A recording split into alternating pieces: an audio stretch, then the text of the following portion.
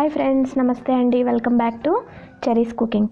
ఈరోజు మన వీడియో మిగిలిపోయిన ఇడ్లీ పిండితో బోండాలు ఎంత చక్కగా చేసుకోవచ్చో నేను మీకు చూపించబోతున్నాను. ఫస్ట్ ఇక్కడ మనకి ఇడ్లీ పిండి ఉంది, చూస్తున్నారు కదండి. ఈ విధంగా ఇడ్లీ పిండిలో మనం బోండాలు అనేవి క్రిస్పీగా చాలా సాఫ్ట్గా వేసుకోవచ్చు అనమాట.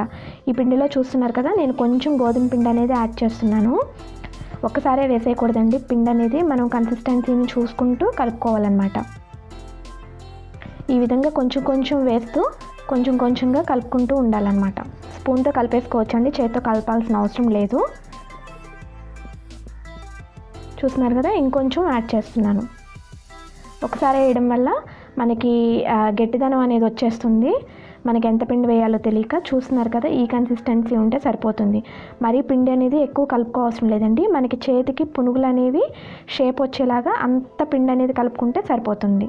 చూస్తున్నారు కదా, మనం స్పూన్కి ఇలా స్టిక్ అయ్యి ఒక సెకండ్ ఆగితే తర్వాత పడితే మనకి కన్సిస్టెన్సీ అనేది కరెక్ట్గా ఉన్నట్టు అనమాట.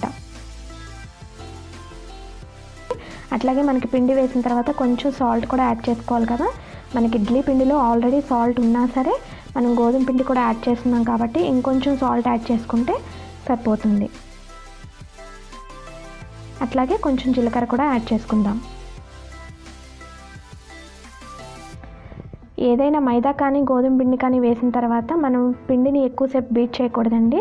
అందులో ఉన్న జిగురంతా బయటకు వచ్చేసి బోండాలు అనేవి గట్టిపడిపోయే ఛాన్స్ ఉంటుంది.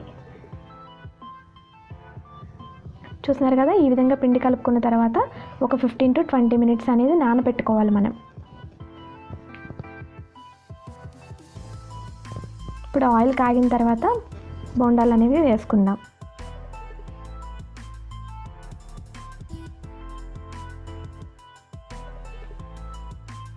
ఇందులో బేకింగ్ సోడా కూడా అవసరం లేదండి.